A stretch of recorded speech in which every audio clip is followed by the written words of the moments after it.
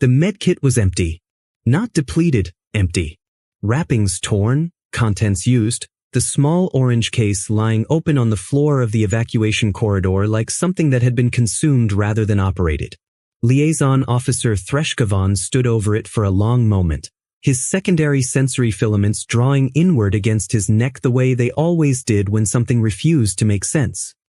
The corridor smelled of copper and something else, something biological and warm that his species had no word for, because his species had never done what the human had apparently done in this corridor.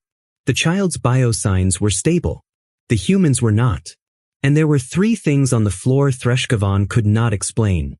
The empty kit, a strip of fabric torn from the human's own uniform, and a set of calculations scratched into the wall panel, not typed, scratched, with something sharp that bore no resemblance to standard medical protocol.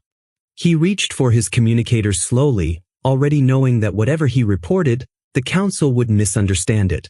He was right, but not in the direction he expected. 3 hours earlier, the Varith consensus had been the most politically secure station in the Conclave's outer rim. 42 species. 11 active trade agreements. One human diplomatic attaché named Sergeant Liaison Marcus Ellery, who had been stationed there for 7 months and who the council had described in their official assessment as manageable. Threshkavan had written that assessment. He had meant it as a compliment. "You've reviewed the docking incident," said Counselor Yelnferoa, her chromatophores cycling through a pale, anxious amber as she entered the observation chamber where Threshkavan had been reviewing the security footage for the 3rd time. "4 times," he said. "And?" He watched the footage again instead of answering. On the display, Marcus Ellery, 31 years old, mid-height by human standards, with the kind of face that looked perpetually like it was calculating something, was walking through the lower commerce ring at 0340 station time. He was supposed to be in his quarters. The station had been on elevated alert since the engine malfunction had destabilized the atmospheric processors in sections 4 through 7. All non-essential personnel had been confined. Ellery was not confined. He was moving with what Threshkavan had initially assessed as recklessness. He was now reconsidering that word. "He knew," Threshkavan said quietly. Yelnferoa's chromatophores shifted. "Knew what?" That Section 6 was going to flood before our sensors confirmed it. The silence between them was long and specific. "That's not possible," she said. "Our predictive modeling showed a 22-minute window before atmospheric compromise. He entered Section 6 11 minutes before our sensors detected the cascade failure. He had no access to our internal monitoring." "No," Threshkavan agreed. "He didn't." He let that sit. The footage continued. On screen, Ellery moved through Section 6 with a handheld light and a small kit at his hip, the medkit, now empty and on the floor of the evacuation corridor. The atmospheric readings in that section were already degrading, though nothing in human-readable format had indicated it yet. Ellery was moving like a man who had been given a map. But there had been no map. That was the first thing Threshkavan couldn't explain. The second was simpler and worse. The child. The Veil were not members of the Conclave. This was, politically, a significant and deliberately maintained fact. The Veil existed in a state of conditional toleration, present on the station as refugees pending third-party adjudication of their resettlement claim, not guests, not citizens, not protected under the same framework as Conclave species. The child, designated in the station's refugee registry as Veil Minor Castellan, age approximately 4 years by the closest calibrated equivalent, had been in Section 6 because her assigned quarters were in Section 6, and because no one had thought to move her when the alert was issued because no one had, technically, been obligated to. She was alone when the atmospheric cascade began. She was not alone when Threshkavan's emergency teams finally reached Section 6. Ellery was with her. He had, and this was where the report became difficult to write in precise language, he had given her his oxygen recycler. Not handed it over. Given it in the specific and irreversible way that involved removing it from his own breathing apparatus and affixing it to hers, which Threshkavan's medical officer had confirmed would have begun affecting Ellery's blood oxygen within approximately 4 minutes and would have become life-threatening within 9. The emergency teams had reached them in 11 minutes. Ellery had been conscious when they arrived. Barely. The child had been unhurt. He didn't know she was there, Yelnferoa said. It wasn't a question. It was an attempt to construct a sequence of events that made sense. He must have entered Section 6 for another reason, found her by accident, and then… He brought the medkit, Threshkavon said. Another silence. The medkit that was sized for Vale physiology. The one that didn't match any of the station's standard emergency kits. The one that, when Threshkavon had queried the supply manifest, showed it had been requisitioned by Ellery 6 weeks ago, shortly after the Vale refugees had boarded the station. 6 weeks ago. Before the engine malfunction. Before the atmospheric alert. Before any of this. Yelnferoa's chromatophores went a color Threshkavon had no immediate name for. He prepared for this? I don't know what he prepared for, Threshkavon said carefully. I know what he brought. That was the third thing he couldn't explain, and the most disturbing, because it meant the mystery wasn't accidental. Marcus Ellery had, weeks before an unpredictable cascade failure, assembled supplies for a species he had no diplomatic obligation toward, in a size appropriate for a child he had no documented relationship with, and had been in the right corridor at the right moment to use them. Either he was the most extraordinary coincidence in the station's operational history, or something else was happening, something that Threshkavon's analytical frameworks were not, as yet, equipped to name. He went to see the human. The medical bay was quieter than usual. Ellery was sitting up, not lying down, sitting up, which the medical officer had apparently argued against and lost, and he was drinking something from a container that he'd produced from somewhere on his person despite arriving at the medical bay with no personal effects logged. He looked up when Threshkavon entered, and his expression did something complex that Threshkavon had spent 7 months learning to partially read. It was not guilt. It was not satisfaction. It was something closer to a man who had finished one task and was already quietly calculating the next. Liaison, Ellery said. Sergeant Liaison. Threshkavon settled into the chair across from the bed, which had been placed there by a medical assistant who had apparently correctly anticipated this conversation. You're going to tell me you got lucky. Ellery's mouth curved slightly. Would you believe that? No. Then I won't waste your time. He took another slow sip. The atmospheric scrubbers in Section 6 have been running a thermal inefficiency pattern for about 3 weeks. Specific to the model installed in that section, older generation, replaced on the station's other rings but not in the refugee quarters because the maintenance priority queue. He paused, seeming to choose his next words. Move slowly. You read our maintenance logs. I read everything. Threshkavon absorbed that.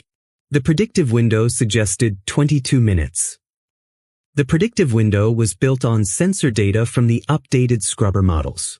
The old ones fail faster and with less warning. He said it the way someone states a fact they found irritating rather than clever. I flagged it in a maintenance recommendation 43 days ago. That recommendation was deprioritized. I know. Something moved behind his eyes. That's why I watched the section myself. The room was quiet for a moment. Threshkavon realized his secondary filaments had drawn in again. The child, he said. Cassellen. Your file shows no registered interactions with any Vale refugees. No registered interactions, Ellery agreed. The distinction was deliberately placed, and they both knew it. If you had informal contact with a non-conclave refugee species, then I violated protocol. He met Threshkavon's eyes with the specific directness that humans seem to reserve for moments when they'd already decided the consequences were acceptable. Write it up. I'm trying to understand what actually happened. I gave a child oxygen and treated a laceration on her left forearm that she got when the pressure door shifted. She's fine. It's fine. You nearly died. Ellery looked at him for a moment, and then said quietly without any apparent drama, She's 4. As if that were the complete explanation. As if that answered every question.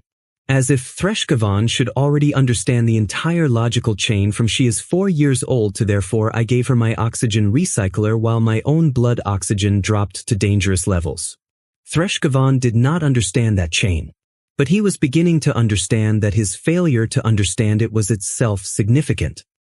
He filed a preliminary report that evening. Standard format: incident summary, medical outcomes, open questions for follow-up. He listed 3 things as unexplained. By the time he reviewed the report the following morning, he had added a 4th, the calculations scratched into the wall panel. Threshkavan had sent an image to the station's analytical system, expecting medical notation, improvised dosage calculations, atmospheric exposure estimates. What came back was something he read 3 times before calling Yelnfero. "It's a structural stress analysis," he said, when she arrived. "For the emergency bulkhead in Section 6, Corridor Junction 7. She stared at the image on his display. He calculated that while oxygen-deprived, the medical officer estimates his cognitive function at that point was operating at somewhere between 40 and 60% of baseline. He paused. The structural analysis is correct. Junction 7's emergency bulkhead was the weakest point in that section. If he had moved the child toward the primary evacuation route, which was protocol, they would have been in the corridor when the secondary pressure drop hit. The bulkhead would not have held. Yelnfero said nothing for a long moment. He knew to avoid it, Threshkavan said, while oxygen-deprived, while managing a frightened child. He worked it out and wrote it down and routed them to the secondary exit instead, which is why they were in that corridor when the teams found them and not somewhere else. Humans shouldn't be able to, she stopped herself. No, Threshkavan agreed. They shouldn't. What neither of them said, because they lacked the language for it, was the thought that had been building since the previous night, that Marcus Ellery had not survived this situation despite the cascade of compounding dangers. That somehow, in a way that violated their models for how biological intelligence degrades under physical crisis, he had gotten more precisely functional as conditions worsened. That was a question neither of them knew how to ask yet. They would learn. Cass Ellen was discharged from medical observation the following morning. Threshkavan was in the corridor when it happened. He had told himself he was passing through on other business and had almost convinced himself this was true, and he watched the small Vale child walk out of the medical bay with the particular upright solemnity that young Vale carried like a physical object, an innate dignity that did not diminish even in crisis clothing 2 sizes too large. She stopped in the corridor and looked at him. Then she said, in careful, slow conclave standard that sounded like she had been practicing, "Where is the bleeding one?" Threshkavan's filaments moved involuntarily. Liaison Ellery is in his quarters. Recovering. The child considered this. He cried, she said. Threshkavan processed that. When he thought I was sleeping. Her expression didn't change. It was the most unreadable face he'd encountered in 40 years of interspecies liaison work. He made a sound and then stopped making it. I don't know if humans cry on purpose. She walked away down the corridor before he could respond, and Threshkavan stood in the empty hallway for a moment longer than was professionally explicable, trying to construct a report around a detail he couldn't categorize. He made a sound and then stopped making it. The human had been alone with an unconscious child and a dropping oxygen count and no guarantee the teams would reach them, and he had. Threshkavan did not have the word. His species grieved collectively, processed fear in coordinated social frameworks, and never experienced the specific psychic isolation of hoping alone. He had no internal vocabulary for what the child had described. He went back to his office and sat very still for a while. Then he requested the full file on human biological stress response, emotional regulation, and fear processing, and began to read. He would spend the next 6 days reading files. He would emerge from those 6 days with more questions than he'd entered with. And on the 7th day, the child's mother arrived at the station, and everything Threshkavan thought he'd begun to understand restructured itself completely. The Kaelveth was not a ship that should have been able to travel the distance it covered in the time it covered. Threshkavan's navigation officer flagged it the moment it entered sensor range. The drive signature was wrong, too efficient, the transit time implying either a calculation error or a level of Vale propulsion technology that was not in any conclave database. How fast did that ship move? Yelnferoa said, standing behind the navigation officer's station. At consistent capability? 40 hours. This? The navigation officer's tertiary limbs spread in an expression of analytical helplessness. 19. Something was pushed past operational limits. She heard about her child, Threshkavan said. She heard 19 hours ago. Yes. Yelnferoa was quiet. The Kaelveth docked with a sound like something hitting a boundary it had no intention of stopping for, and Threshkavan went to the docking bay because his job was to be at things that might become diplomatic incidents, and because he suspected this might.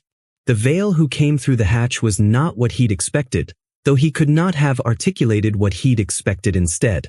She was tall, taller than the resettlement files indicated, though the files had noted significant physical variance among the Veil. She had the same innate solemnity as her daughter, and none of her daughter's stillness. She was moving with a focused, kinetic energy that the docking bay seemed to get smaller in response to. Her name was Velkashin. The files described her as a resettlement representative. The files, Threshkavan was beginning to suspect, had been written by people who had not met her. She stopped in front of him and said nothing for a moment, and he felt the particular pressure of being assessed by someone whose assessment criteria he couldn't predict. "My daughter is unharmed," she said. "Not a question." "Yes." "And the human who brought her out?" "Recovering." "Hill. Take me to him." It was not a request. Threshkavan, who had navigated 40 years of delicate interspecies diplomacy and prided himself on his ability to locate the correct form of measured refusal, found himself saying, "This way," and walking. Ellery opened his door on the second knock. He was still in recovery clothes, holding the same container from the medical bay. Apparently he'd kept it, and he looked at Velkashin for a moment with an expression Threshkavan had not seen on him before. Not calculation. Not the braced readiness he wore when dealing with the council. Something softer and more guarded at the same time. "Your daughter," he said. "She told you." "She told me you bled," Velkashin said. "I've done worse. She told me you made a sound when you thought she was sleeping." Ellery said nothing for a moment. Then he stepped back from the doorway. An invitation. Threshkavan noted that it was not a gesture the human had extended to anyone in 7 months of station residency. The three of them stood in the small diplomatic quarters that Ellery had arranged with a minimalism that was either preference or self-imposed limitation, and Velkashin looked at him the way her daughter had looked at everything, with that complete veil attention that gave nothing away and took everything in. "Why?" she said. "One word." Threshkavan thought he understood the question. He was wrong. "She was alone," Ellery said. "She is Veil. Non-conclave. You have no diplomatic." She was 4 years old and alone, and the air was going bad. He said it the same way he'd said it in the medical bay. "She's 4, complete. Sufficient. That's the whole reason." Velkashin looked at him for a long time. Her expression was doing something Threshkavan couldn't decode. "The Veil," she said carefully, "do not have a concept in our language for what you did." Ellery's face shifted slightly. "What concept?" "Risk to self. Without strategic purpose. For one of, not your kind." She seemed to be finding the words difficult, not from language barrier but from something else. "We have words for family sacrifice. We have words for strategic sacrifice. We have words for sacrifice that earns political standing or social debt." She paused. "We don't have a word for what you did. Humans call it," Ellery stopped. "Reconsidered. We have a lot of words for it. I'm not sure which one fits." "What's the oldest one?" He thought about it genuinely. "Decency, maybe." Another long silence. Then Velkashin said, "I came here to determine whether a debt was owed." "There's no debt." "There is always debt." "Not for this," he said, and the firmness of it was not aggressive. It was the firmness of someone who has decided something at a very fundamental level and does not experience the decision as negotiable. She was scared. I was there. That's not a transaction. Threshkavan had spent 40 years learning to read species. He had 40 years of translated emotional vocabulary, cross-cultural behavioral mapping, and carefully built frameworks for understanding what beings from radically different biological and social origins were experiencing. He had no framework for what Velkashin's face did in the moment after Ellery said that's not a transaction. It was not gratitude. It was not confusing. It was something that looked, in the moment before she controlled it, like grief, not for her daughter, who was safe, but for some other thing. Something she had either lost or had never had. "You're going to tell me," she said quietly, "that your species does this regularly." "Not regularly enough," Ellery said.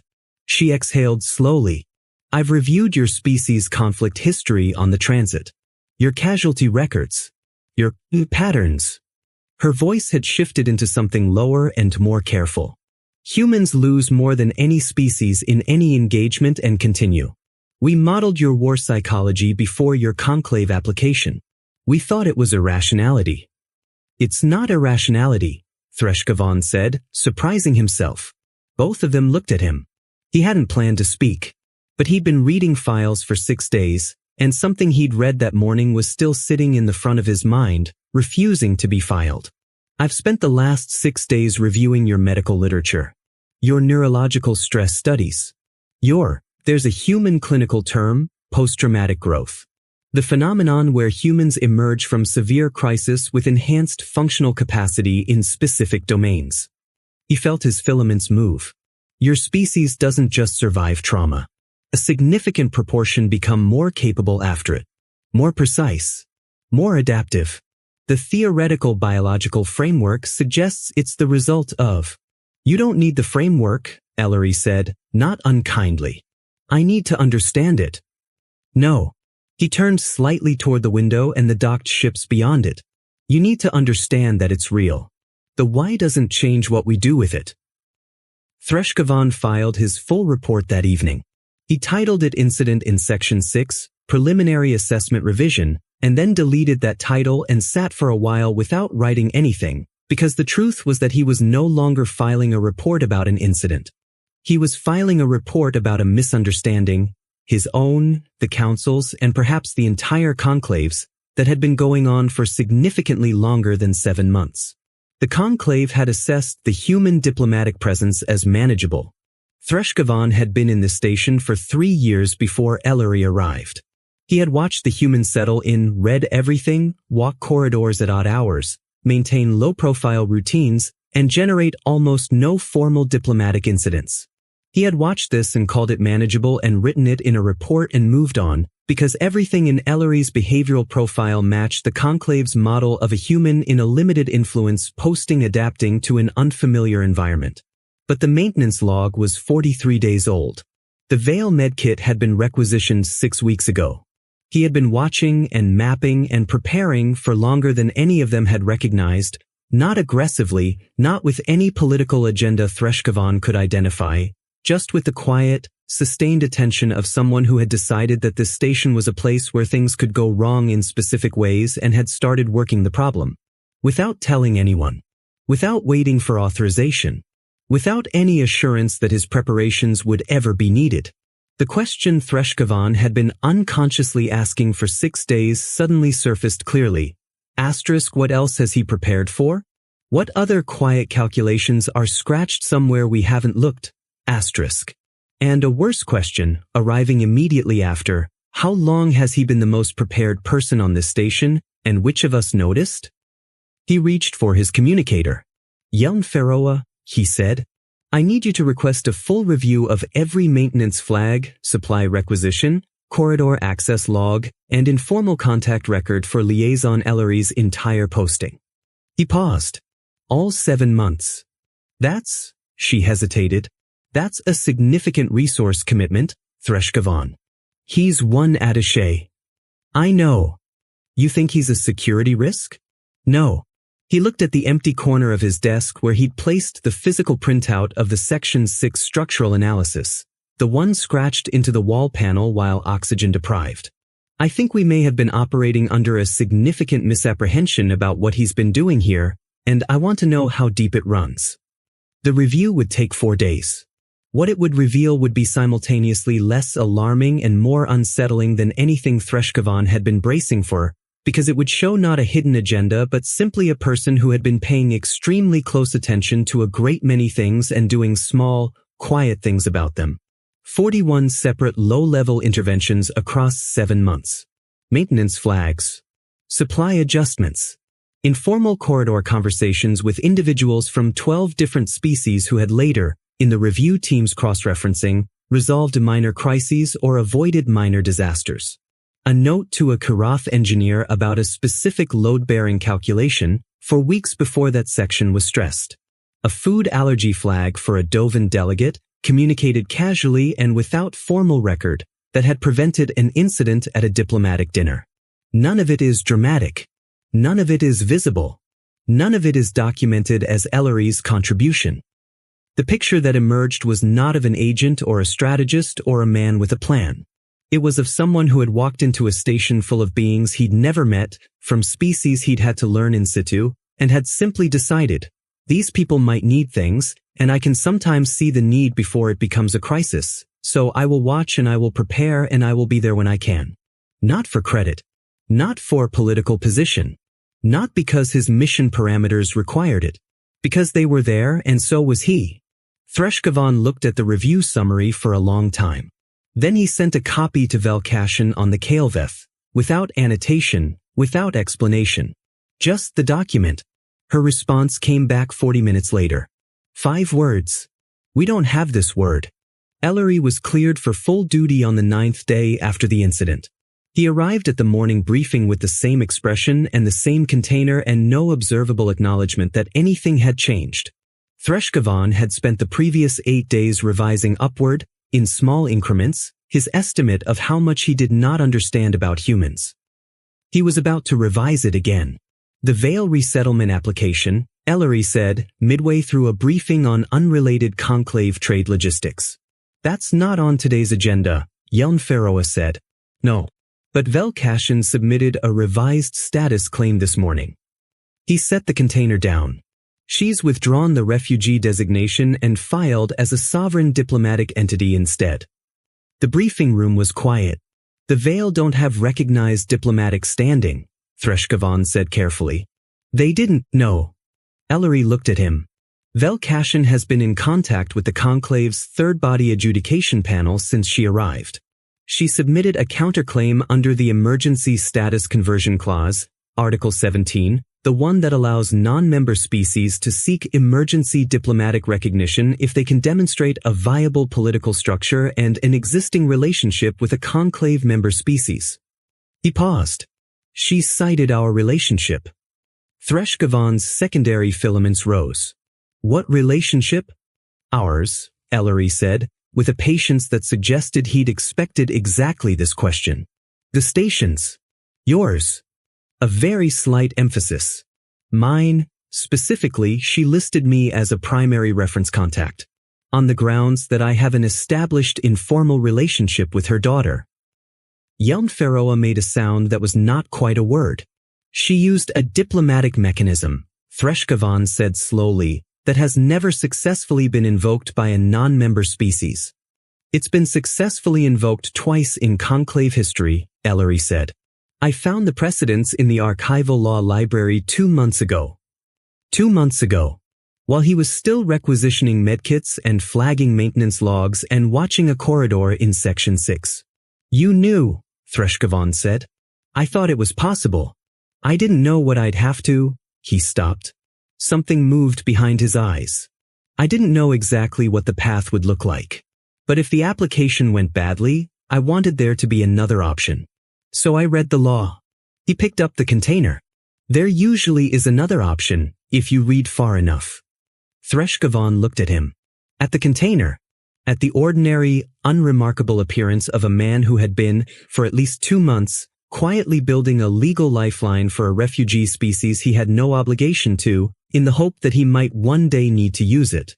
The child, he said, Cass Ellen, is fine. She's been asking the medical staff about human biology. She wants to know why we have external ears. The application, Yelnferoa was pulling up the document on her display. If this is granted, the Vale gain protected status under conclave protocols. Their resettlement claim moves from third-party adjudication to direct member negotiation. Yes. Ellery looked at his container. It's a better outcome for them. You've been planning this, she said, since before the incident. I've been preparing for the possibility. There's a difference. What's the difference? Threshkavan asked. Planning assumes you know how it ends. He finally looked up. I don't. I just try to make sure there are more options than there were before I arrived. The briefing room was very quiet. The application moved through conclave review faster than any non-member status claim in recorded history, partly because the legal foundation was impeccable, partly because the circumstances around Cass Ellen had made their way through the diplomatic gossip network in the way things do on small stations, and partly because Velkashin turned out to negotiate with a directness and clarity that left conclave review panels off balance in ways they consistently failed to anticipate. Threshkavan sat in on 3 of those sessions. He watched Velkashin work. He watched her and thought about her daughter's face and her daughter's words. He made a sound and then stopped making it. He thought about Ellery, oxygen-deprived, working structural stress calculations on a wall panel, routing a frightened child through a secondary corridor to an exit that the emergency protocols hadn't flagged as optimal. He thought about what he'd written in his assessment 7 months ago. Manageable. On the 14th day after the incident, the provisional status was granted. The Vale were no longer refugees. They were a protected non-member species with a conclave-recognized diplomatic presence, which meant they could negotiate directly for resettlement options, which meant the 15-year limbo their resettlement claim had been lost in was, effectively, over. The document confirming it was signed in a small conference room with 3 witnesses. Threshkavan was one of them. Ellery was another. Velkashin signed last. Then she looked across the table at Ellery, and her expression did the thing again. The thing from the doorway of his quarters, the grief that wasn't grief, the thing Threshkavan had been watching for 2 weeks and still couldn't name. My daughter, she said, asked me what the human word for you is. Ellery waited. The word for someone who gives without expectation of return. She set the pen down. I told her I didn't know. I'm not sure there is one, he said. There is. She stood. Her height filled the room the same way her ship's arrival had filled the docking bay. In Vale, we are adding one. We are building the word from the structure of your name. Ellery's face, for the first time since Threshkavan had known him, did something unguarded and involuntary. That's too much, he said. No, said Velkashin. It's the first accurate thing we've been able to say. She left. The room was quiet. Threshkavan looked at Ellery, who was looking at the signed document with an expression that had not entirely settled back into its usual configuration. The containers sat on the table between them, still there, still anonymous. You didn't expect that, Threshkavan said. I expected a thank you. You weren't prepared for this outcome. Ellery was quiet for a moment. Then, no one can prepare for all of it. He picked up the container. You just make sure there are options, and then you do what you can with what's in front of you, and sometimes he stopped. Sometimes what? He stood up, smoothed his uniform. The familiar configuration returned. The assessment, the calculation, the slightly forward-leaning readiness. But under it, just for a moment, something's still unhidden. Sometimes it becomes something larger than you intended, he said. And you're glad it did. And you try not to break down in front of witnesses. He moved toward the door. I have to file the follow-up report on the atmospheric scrubbers. The maintenance queue still has the old models on a low priority. I'll prioritize them, Threshkavan said. Ellery looked back once. All of them. Not just Section 6. The refugee quarters are old construction. The original specs cut corners on 6 systems. You've mapped them. I've mapped the ones I found. He left. Threshkavan sat for a while longer with the signed document and the empty conference room and the very specific weight of a particular question. Not what did the human do, which he'd been trying to answer for 2 weeks. But the question that had taken 2 weeks to get fully formed. How many other Marcus Elries are there? Not in a threatening sense. Not with any alarm. With the slow, vertiginous feeling of realizing you had been looking at a species through a lens that was too small. That the galaxy had been looking at a species through a lens that was too small. That when the Conclave had catalogued human capabilities, their weapons ranges, their biological durability, their diplomatic histories, they had been cataloging the wrong things. Had been measuring what humans could do and missing entirely what they would do. What they did, persistently, quietly, without recognition or structure or any rational expectation of return. The Veil were building a word from the shape of one man's name. Threshkavan reached for his communicator and began revising, for the last time, his assessment. He crossed out manageable. He sat for a long time with the cursor blinking. The problem was that every word he tried, complex, formidable, unpredictable, adaptive, were all words built on the assumption that the thing being described was primarily a threat or a force or a variable to be accounted for in strategic terms. Every word in his diplomatic vocabulary was built on the architecture of calculation, on what things were worth, what they cost, what advantage they sought. He didn't have a word for something that simply kept showing up. That read the maintenance logs and requisitioned the right kit and sat in a corridor with a child and did the structural math on an increasingly inadequate amount of oxygen and cried quietly when it thought no one was listening and then went back the next morning and filed the follow-up report on the scrubbers. Not because it had to. Not because there was a framework that required it. Because someone had to and it was there. He left the field blank. Somewhere in the Veil Resettlement archives, a new word was being constructed. It would take the sounds of a human name and press them into the shape of a concept the Veil had never needed before, because they had never seen the thing the concept was built to describe. The galaxy would take longer to catch up. It would catch up.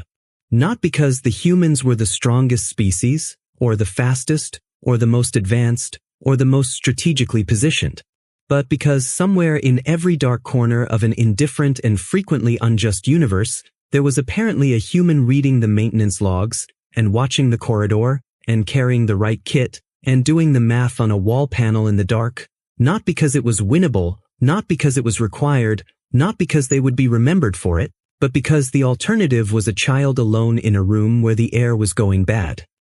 And that, it turned out, was the thing that no model predicted and no assessment captured and no diplomatic file adequately conveyed.